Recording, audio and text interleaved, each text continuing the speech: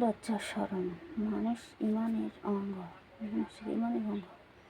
হলো লজ্জা।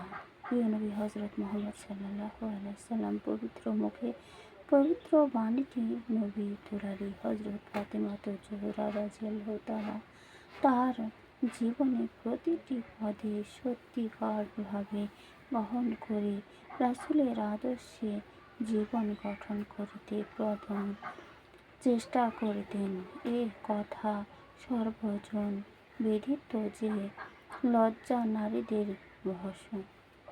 তবে এই প্রভাত বাক্যটির মনে হয় নবী দুলালী হজরত ফাতেমা রাদিয়াল্লাহু তাআলা আনহার জীবনের সবচেয়ে বেশি পবিত্র ফজিলত হয়েছিল। তবে বর্তমান যুগে আধুনিক নারীদের এই সত্য সুন্দর বাক্যটিকে অনেকেই ইচ্ছা করে ভাগ করে খোলামেলা চলাফেরাকে ভাষণের মধ্যে গণ্য করেন। কিন্তু আধুনিক নারীগণের উচিত সর্বক্ষেত্রেই আল্লাহ তাআলার সন্তুষ্টির অর্জনের নিমিত্তে নবীর কন্যা হজরত ফাতেমা রাদিয়াল্লাহু তাআলার মতো লজ্জাশীল হওয়া। তাহলেই তাদের সর্বক্ষেত্রে মর্যাদা বৃদ্ধি পাবে। আলোচ্য বর্ণনায় নবী দুলালী হজরত ফাতেমা রাদিয়াল্লাহু তাআলা আনহা এর জীবনে দুটি লজ্জার কারণ তুলে ধরব, যাতে করে বর্তমান যুগের আধুনিক নারীগণ তাদের ভ্রান্ত স্বভাব পরিত্যাগ করে খোদাই জীবনে যাপনে নিজেদেরকে উজাড় করে দেবে। আশা করি তাহলে আমরা নবীর দুলালী হজরত ফাতেমা রাদিয়াল্লাহু তাআলা আনহার পবিত্র জীবনখানা লেখে সার্থক ও সফল হবে এবং রাত জাগানো সম্পূর্ণ পরিশ্রম সর্বাধিক হয়েছে বলে নিশ্চিত মনে বিশ্বাস করব। কোনো এক বর্ণনায় প্রিয় নবী হজরত মুহাম্মদ সাল্লাল্লাহু আলাইহি সাল্লাম বলেন, কোনো এক সময় প্রিয় নবী হজরত মুহাম্মদ সাল্লাল্লাহু আলাইহি সাল্লাম সাহাবাগণকে জিজ্ঞাসা করেন, তোমাদের মধ্যে কে কি বলতে পারো যে স্ত্রী লোকের সর্বোত্তম বস্তু হলো কোন জিনিস? উপস্থিত সাহাবীগণের কেহই প্রিয় নবী হজরত মুহাম্মদ সাল্লাল্লাহু আলাইহি সাল্লামের প্রশ্নের সঠিক জবাব দিতে পারেননি। ওই সবার সেরে খোদা হজরত আলী রাদিয়াল্লাহু তাআলা আনহু উপস্থিত ছিলেন। তিনি তার গৃহে এসে সর্বপ্রথম ফাতেমা রাদিয়াল্লাহু তাআলা আনহা এর কাছে প্রিয় নবী সাল্লাল্লাহু আলাইহি সাল্লামের কথাটি প্রকাশ করলেন। তখন ফাতেমা রাদিয়াল্লাহু তাআলা আনহা বললেন, আপনি কেন কথা বলেননি যে লজ্জাবশত স্ত্রী লোকের বিভিন্ন পুরুষ কিনা দেখা এবং নিজেকে কোনো বিভিন্ন পুরুষকে দেখতে না দেওয়া। এটাই হলো স্ত্রী লোকের জন্য সর্বোত্তম বস্তু। হযরত ফাতেমা রাদিয়াল্লাহু তাআলা আনহা এর মুখ হতে এহেন জবাব শুনে হযরত আলী রাদিয়াল্লাহু তাআলা আনহু নবী সাল্লাল্লাহু আলাইহি সাল্লাম এর দরবারে উক্ত জবাবটি দিলেন। হযরত আলী রাদিয়াল্লাহু তাআলা মুখে এহেন জবাব শুনে প্রিয় নবী হযরত মুহাম্মদ সাল্লাল্লাহু আলাইহি সাল্লাম জিজ্ঞাসা করিলেন, তুমি এই জবাব কোথা হতে শিখেছ? তখন হজরত আলী রাদিয়াল্লাহু তাআলা আনহু বললেন, আমি ইহা হজরত ফাতেমা রাদিয়াল্লাহু তাআলা আনহুর এর নিকট হতে শুনেছি। প্রিয় নবী হজরত মুহাম্মদ সাল্লাল্লাহু আলাইহি সাল্লাম শোনা মাত্রই অত্যধিক খুশি হয়ে বলিলেন বলে, আমার কলিজার টুকরা হজরত ফাতেমা রাদিয়াল্লাহু তাআলা আনহু আমার শরীরের অংশ বলেই তার দ্বারা সঠিক জবাব দেওয়া সম্ভব হয়েছে। অংশ এক।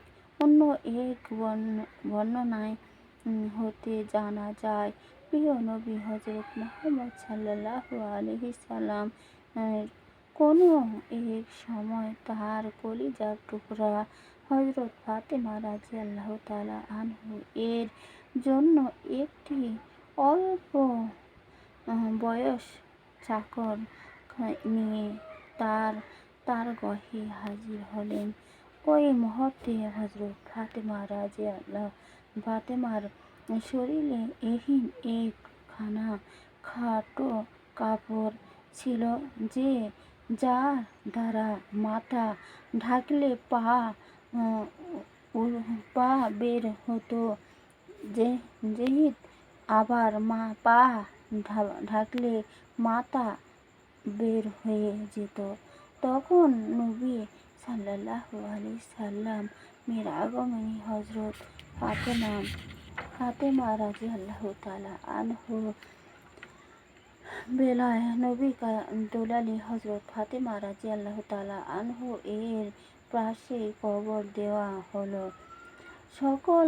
সকালবেলা বহু দূর দূরান্ত হতে নবীর দুলালী হজরত ফাতেমা রাদিয়াল্লাহু তাআলা আনহু এর কবর জিয়ারত করতে আসলো, কিন্তু তারা এসে দেখতে পেল একই স্থানে নতুন একটি কবর, কিন্তু কোনটি নবীর দুলালী হজরত ফাতেমা রাদিয়াল্লাহু তাআলা আনহু এর কবর তা কেহই ধারণা করতে পারল না।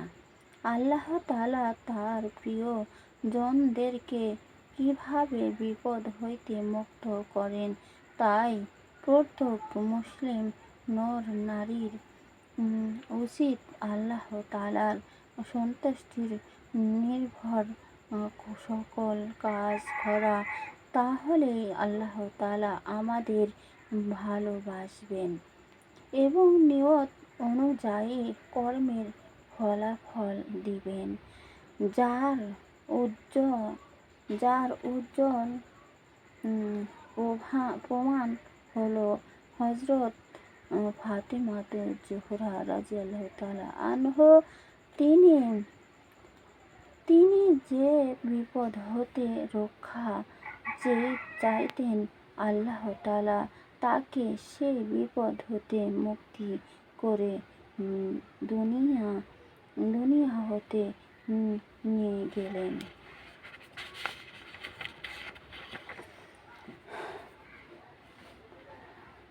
ভাগ্য ও দানশীলতা। নবীর দুলালী হযরত ফাতেমা রাদিয়াল্লাহু তাআলা আনহা ছিলেন ত্যাগ ও দানের সমাগ্রী। তার জীবনের প্রতিটি মুহূর্তে তাকায়ে দেখা যায় তিনি ত্যাগের মধ্য দিয়ে শান্তি পথ বেছে নিয়েছেন। সত্যি মনে হতো যেন তার এর ভাগ্য ও দানশীলতার মধ্য দিয়ে তিনি তার মনোজিল মুকসেদে পৌঁছিবে। তবে এই কথা বাস্তব সত্য কথা যে আল্লাহ তাআলার প্রিয়জনেরা ভাগ্যের মধ্যে প্রকৃত শান্তি অনুভব করে না, বরং ত্যাগ ত্যাগের মধ্যই প্রকৃতি শান্তি খুঁজে পায়। নবীর দুলালী হযরত ফাতেমা রাদিয়াল্লাহু তাআলা আনহা যে ত্যাগের মধ্যে শান্তি খুঁজে পেতেন তা তার জীবনের কতিপয় ঘটনার মাধ্যমে ফুটে উঠেছে। নিঃসন্দেহে তার কতিপয় দৃষ্টান্ত দেওয়া হয়েছে। নবীর কন্যা হযরত ফাতেমা রাদিয়াল্লাহু তাআলা আনহা এর কলিজার টুকরা পুত্র ইমাম হাসান বসর বর্ণনা করেছেন যে নবীর কন্যা আমাদের মহর্ষি জননী হযরত ফাতেমা রাদিয়াল্লাহু তাআলা আনহা প্রায় রাত জেগে আল্লাহর কাছে অনুনয় বিনয় সহকারে প্রার্থনা করিতেন। আমি প্রায় বিছানায় শুয়ে শুয়ে শুনতাম আমাদের আম্মাজান কান্না ভেজা কণ্ঠে বলিতেন, হে রহমানুর রহিম, আপনি আমার আব্বাজান তথা নবী মুহাম্মদ সাল্লাল্লাহু আলাইহি সাল্লামের গুনাহগার উম্মতদেরকে ক্ষমা করে দিবেন। কিন্তু আশ্চর্যের বিষয় হলো, একটি মুহূর্তে ও নিজের জন্য কোনো আত্মীয় স্বজন ও আহলেদের কথা বলতেন না। উক্ত ঘটনার মাধ্যমে একথা প্রমাণ বহন করে যে তিনি ত্যাগের মাধ্যমে প্রকৃতির শান্তি পেতেন। অন্য এক বর্ণনা হতে জানা যায়, কোনো এক সময় নবীর দুলালী হযরত ফাতেমাতুজ জোহরা রাদিয়াল্লাহু তাআলা আনহা তার পিতা নবী মুহাম্মদ সাল্লাল্লাহু আলাইহি সাল্লাম এর সাথে কথোপকথন কালে নিজের কলিজার টুকরা দুই পুত্রের শাহাদাত স্বীকার করে নিয়ে ও তার বিনিময়ে পিতার নবী হযরত মুহাম্মদ সাল্লাল্লাহু আলাইহি সাল্লামের উম্মতের মুক্তির ব্যবস্থা করে নিয়েছিলেন। কেবল সে ভাগের শ্রম হিসাবে ইতিহাসের পাতায় চিরস্থায়ী হয়ে আছেন তা বলা ঠিক হবে না, কেননা তিনি দানশীলতার যে অনুযায়ী আদর্শ যাপন করে গিয়েছেন, সত্যই তাদের মানুষ অবাক হয়ে যেত। নিম্নের উপহার কতিপয় ঘটনা তুলে ধরা হলো।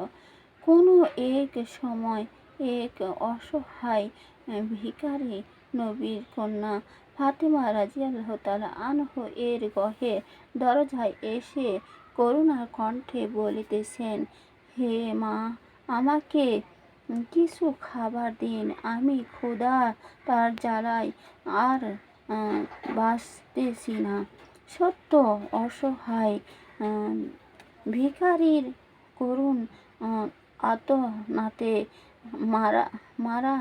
মায়া মমতা প্রতিমূর্তি নবীর দুলালী হযরত ফাতেমা রাদিয়াল্লাহু তাআলা আনহা এতেই ব্যথিত হলেন যে তার চোখ বয়ে ঝরঝর করে পানি পড়তেছে, কিন্তু ভিক্ষুকের দেওয়ার মতো তার গৃহে কিছুই ছিল না। আর থাকবে কি করে? সে নিজেই তো অভাব অনটনে যাতাকালে পড়ে অবস্থান জীবন যাপন করিতেন।